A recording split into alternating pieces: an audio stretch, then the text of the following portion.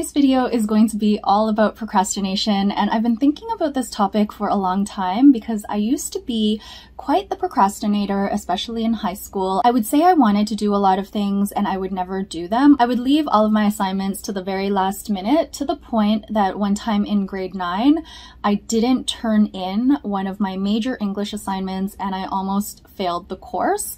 Over the years, I have been working on this. I was tuning in and recognizing that procrastinating was making me so stressed out and anxious that I had to do everything right away, which led to other issues of overwork and also not really prioritizing or looking at the big picture. I was just getting things done. I'm finally in a place where I feel like I'm in my procrastination sweet spot, where I don't procrastinate on the things that are very important to me, but I do procrastinate on some things, and eventually this is a sign that I need to let them go. So let's talk about all of that today. As always, my videos are a reflection of what I am feeling in the moment. This video is going to be all about my perspective on procrastination and what I do so I can get the things done that matter most to me. Let's start with the definition of procrastination. What is it exactly? If you do an online search on this, there are a lot of results that come up. I generally prefer simple definitions that allow for a lot of nuance. So the definition that I gravitated to was from Oxford Languages, which is the first definition that comes up on Google. I think it's integrated into the Google search. And that definition is that procrastination is the action of delaying or postponing something. Procrastination can come in many shapes and forms, but it does always have something to do with putting things off to later. When I started thinking about the things that I procrastinate on, I found that I could put them into a couple of categories. Some things fall into both categories, but usually they go into one a little more than the other. The first category are promises to the people around me. So these are things that I've either told someone I'm going to do, or there's some work that I need to deliver to someone, that sort of thing. It's something that I'm doing for someone else that I am putting off. Based on that commentary, you might already suspect that the second category of items that I procrastinate on are promises to myself. So these are things that I've said that I want to try or that I want to accomplish, but again, I keep putting it off. I keep delaying it. One thing that I think is very important about procrastination, if you want to make a change in this area, is to recognize that you do this.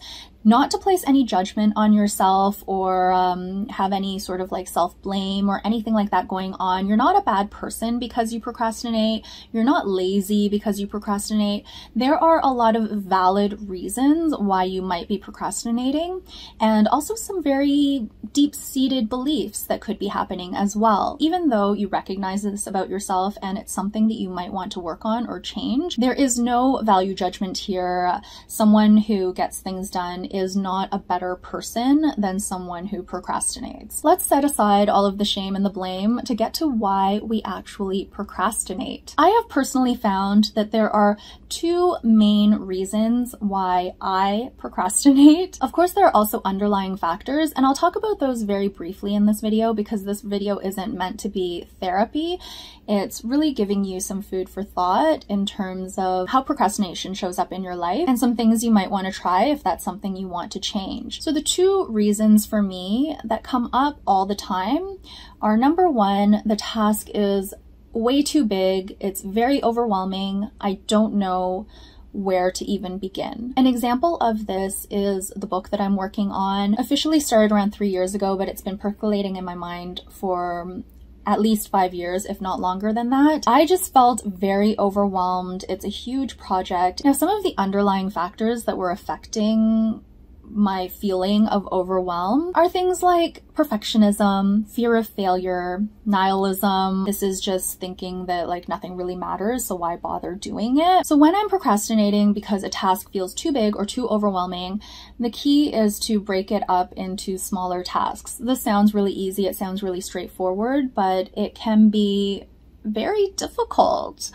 for a lot of people, including myself. I've gotten better at this over the years, I think because of my YouTube channel and trying all of these different businesses. I had a photography business at one time. I was selling jewelry on Etsy and so on and so forth. So because I have been practicing doing these so-called big projects, I now have a better sense of how to break things up, to do a little bit at a time with the big picture in the back of my mind. When I work on my book, I do a little bit every day. Every single day I touch my book, but sometimes I just do a little bit of research or I jot down a note. Same with my YouTube channel. Even though I don't put out a lot of videos right now because I am so focused on my book, I look at my YouTube lists every day, just jot down some ideas. I might block off some time to record a video. So I do this every single day to not get too far away from the things that are important to me, this YouTube channel and my book. You can probably guess that the second reason that I procrastinate is because a task is small. So I think I still have time. I'll do it tomorrow, or I'll do it next week, or I'll do it right before the deadline. It's totally fine. You just feel like you have so much time, you don't really want to do it right now, so you'll just put it off. An example of this type of task might be returning a phone call or an email. It's something so quick and easy that I just figure I'll do it later, and then later comes and I put it off a little more, and that's how I end up procrastinating way longer than I had intended. When this is the reason I'm procrastinating, the item's small, I think I have time, what really helps is to set a deadline. So this could be an external deadline. If this is a promise that you're making to someone else, ask the person, you know, when do you need this by? When would you like me to respond by? And that gives you a deadline that you can either agree to or you can negotiate. The other thing I like to do, because often these are non-urgent things and someone might not have a deadline in mind necessarily, but I want to get this off my list. I want to stop thinking about it. So I will set an internal deadline for when I plan to do this. This is going to be the date that I finish this item. When you have this deadline, you can either put it in your calendar or you can put it on your to-do list. In your calendar, you can set a time block for the amount of time you think it will take to finish this task. Another little tip is if I do have a deadline, I will actually schedule it in my calendar or put it on my to-do list with the due date before the actual deadline. This is usually a couple of days before. This is mostly so I don't go right down to the wire because that doesn't feel great for me. But having that buffer also helps if something comes up. So that at least gives me a couple more days of leeway. But that's just the way I like to do things and how I find I can meet deadlines a little more easily without feeling anxious about it. At the beginning of this video, I talked about being a pretty hardcore procrastinator and then being someone who was very averse to procrastination. So I was at the two extremes, and now I am in the middle where I do recognize that procrastination is a pause and pauses are important. Sometimes procrastination is actually helpful because it is trying to tell you something. Again, I've broken up many situations into three general categories. This first thing is something that is very important to me, and that is rest. So is your procrastination telling you that you need to rest? What I do now is I honor my procrastination and I let myself rest. If there's something I know I need to do, this could be anything from vacuuming to cooking dinner to responding to an email, making a doctor's appointment, going to the bank. There's something I need to do that I just don't feel like doing right now. I will let myself procrastinate. Maybe I just need some rest. I'll lie on the couch, maybe be on my phone for a little bit or have a little nap, usually around 10, 15, 20 minutes of rest.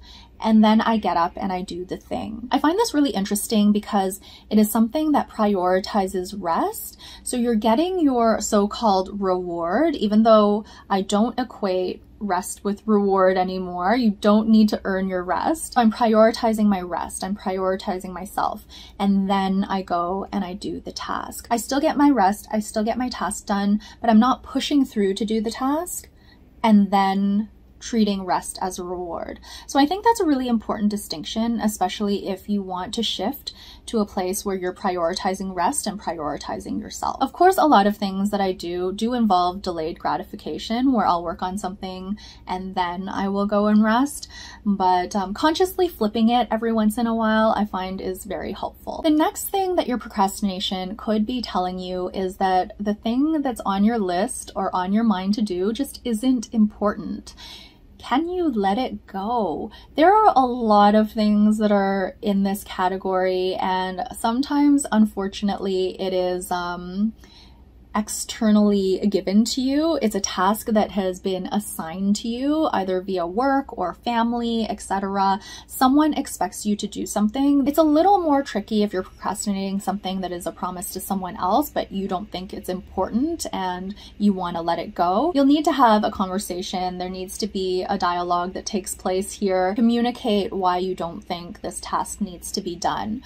But if it's something that is a promise to yourself, and you don't feel that it's a priority anymore, it's not important to you anymore, just take it off the list. No guilt or shame. Your priorities have changed, or you've just changed your mind. Either way, it's totally fine. Just take it off your list. I love that procrastination gives me that pause so I can take a step back instead of just doing the thing.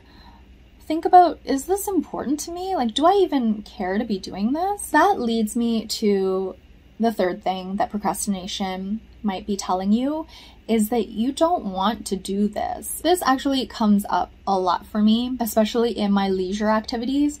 I think I want to finish a book, or I think I want to do painting every day for a month. Plethora of items that come up in my mind that I want to do. The strategy here is very similar to, is this thing important in the grand scheme of things?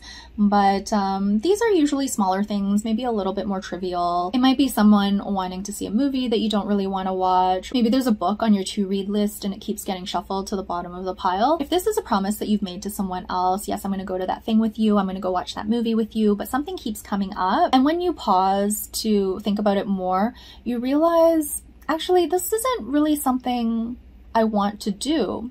So then you have the conversation with your friend, the dialogue with the person who you've made this promise to, and you explain why this is no longer something that you want to be doing. So that's a little bit more of a tricky situation, because I know we don't want to seem flaky, or we don't want to let our friends down. Now, if it's a promise to yourself, again, similar to what we just talked about, we can recognize that we don't want to do this anymore. We've just changed our minds, or perhaps our priorities have shifted, and we can let it go without any guilt or shame. Just take it off the list and we don't have to think about it anymore. We're not procrastinating anymore because it's not something that we're planning to do. There are so many different nuances and situations when it comes to procrastination, but I hope this video has helped somewhat. Even if it's just that you view procrastination now in a different light, there's actually a little bit of a benefit to being a procrastinator at times, or if it helps you to let some things go that are on your to-do list. I know there isn't one piece of advice that will suit everyone, but if you are trying to procrastinate less, or even to tune into yourself to see, you know, what procrastination is trying to tell me, then I would recommend just practice keeping promises to yourself. See how that feels, and if you feel a lot of resistance towards a promise to yourself, then practice taking it off the list. You can use lists in a different way. For example, the Ivy Lee method. I have a video on this which I will link down below, but that is a great little productivity hack, but it also helps you keep promises to yourself. And the one thing that's great about the Ivy Lee method is it helps you prioritize, and it also helps you to let things go that aren't a priority. So I think that's really important to practice as well, letting things go. As you get used to making and keeping promises to yourself, you are going to get more confident. You're going to tune into how good that makes you feel when you can very easily say you're going to do something and keep that promise to yourself, and if it's no longer important to you, just to let that go. We don't need to be hard on ourselves here. We can just tune in to see what's important to us, what we do and don't want to do. We'll do the things we want to do and let go of the things we don't want to do. It sounds really simple and straightforward, and I mean, at the heart of it, it is that simple and straightforward, but there's a lot of stuff that gets in the way, and I recognize that. So that's why practicing on the little things really does help. It helps build that muscle memory and that confidence. That is going to be it for this video on procrastination. I hope you enjoyed it. I'm really glad I procrastinated on making this video, because the video that I would have made 5 years ago would have been very, very different. At that time, I didn't see the value in procrastination, and now I feel like I'm right in the middle where I don't procrastinate on the things that are truly important to me, and I do procrastinate on some of the things that maybe I do need to let go of. That's going to be it for today, and I will see you again very soon. Until then, please take care, and bye for now.